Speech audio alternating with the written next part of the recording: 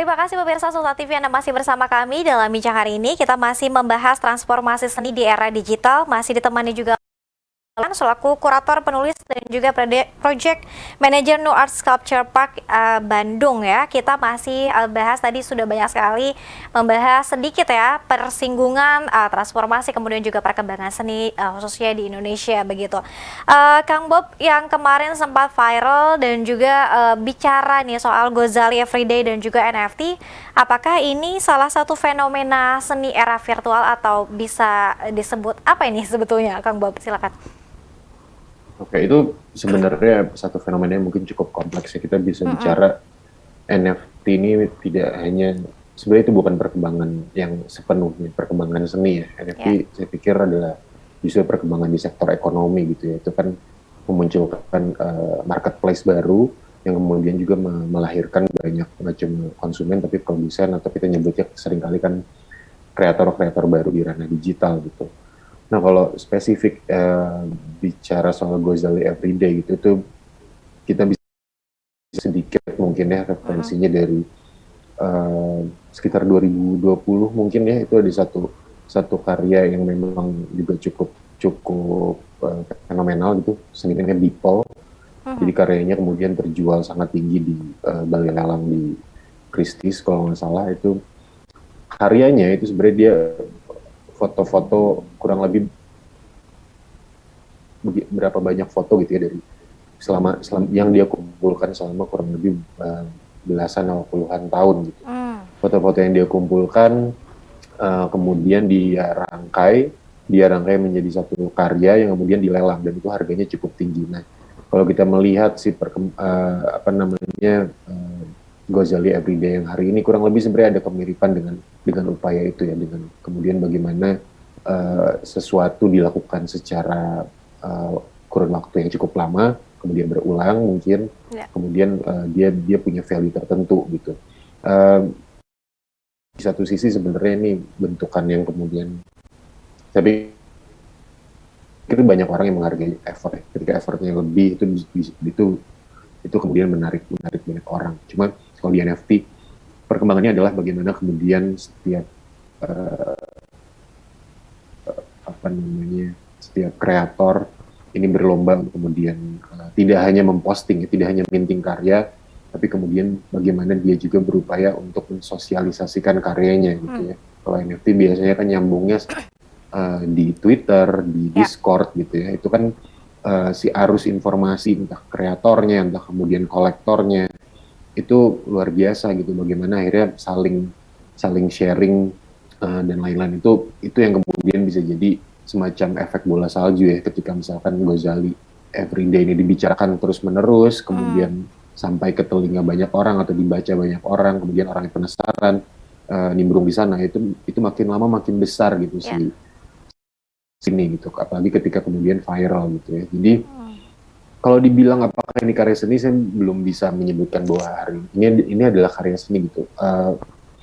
Belum bisa dibuktikan gitu ya. Kalau dia adalah fenomena saya sepakat gitu ya. Tapi kalau kita bicara bahwa apakah ini karya seni gitu ya, itu masih belum tentu gitu. Karena kemudian ada beberapa tahap yang harus dilewati. Dalam hal ini sebenarnya perlu ada kemudian kajian ya. Mungkin ada yang perlu menganalisis fenomena ini dari berbagai sisi. Bisa jadi sebenarnya kepentingannya tadi dia signifikan bukan dari sisi artistik gitu ya. Karena kita tahu maksudnya metode yang dilakukan kan dia foto setiap hari gitu ya.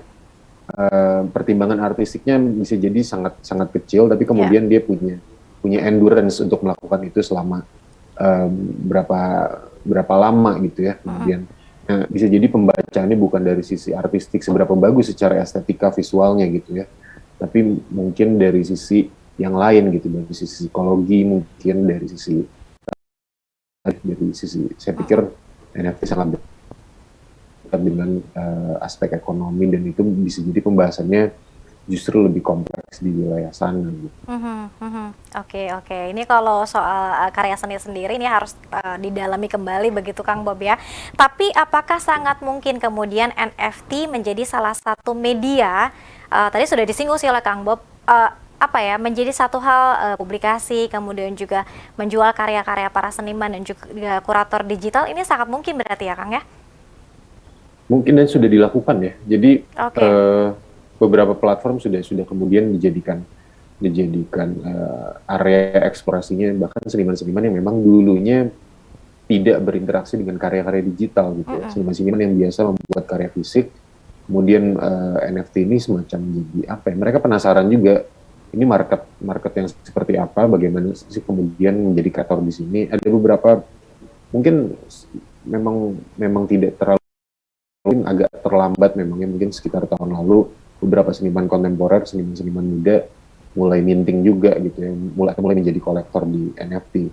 Tapi itu basisnya memang mungkin dari rasa penasaran. Tapi walaupun Mm-mm. begitu, sebenarnya platform-platform kayak Indo Art Now gitu ya, Indo Art Now biasa kemudian mengarsipkan karya-karya seni, pameran dan juga seniman.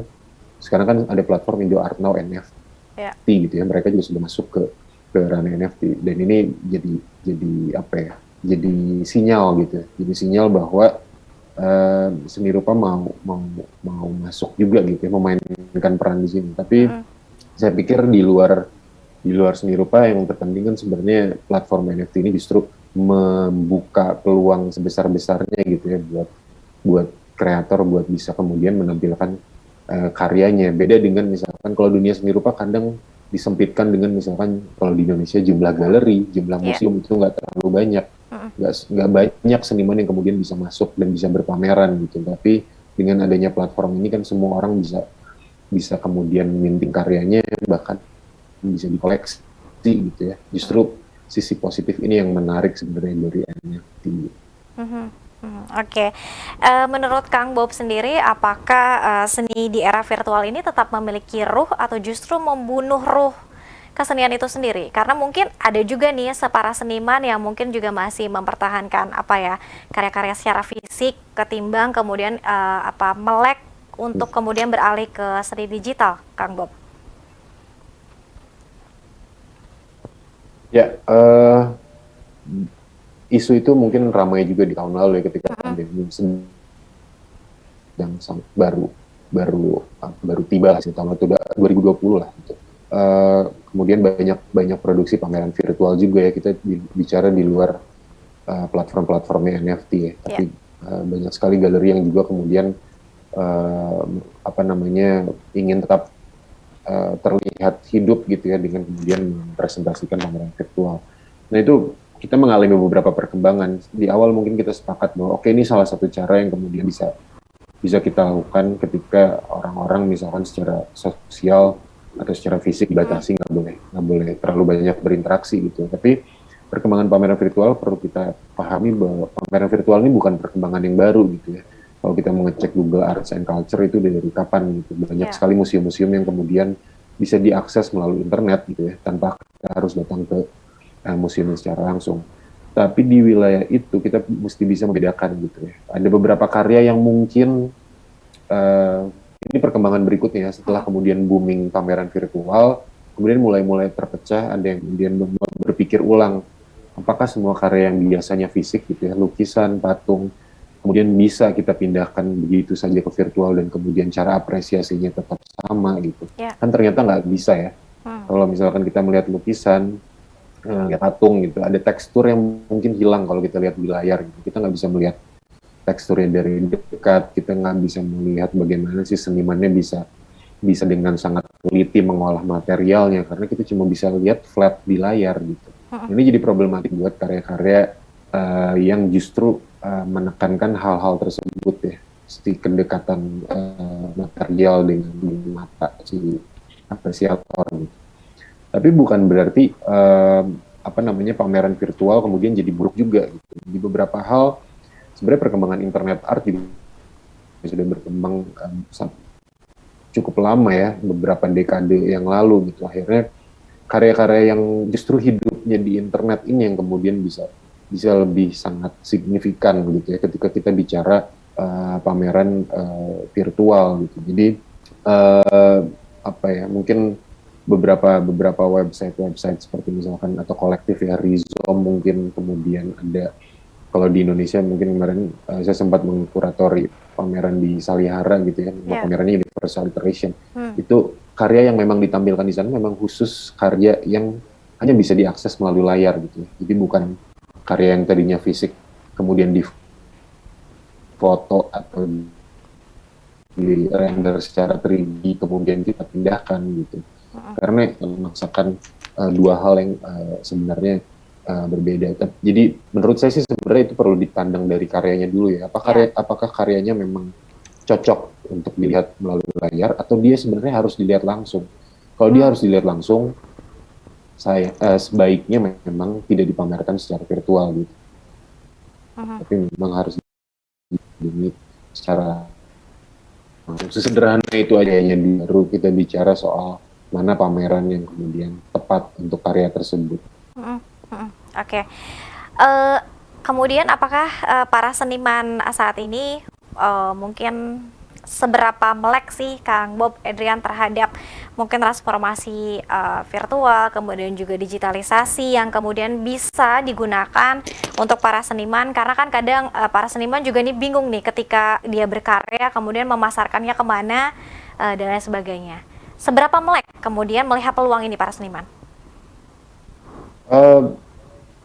Saya pikir setelah apa namanya, kita harus lihat generasinya ya.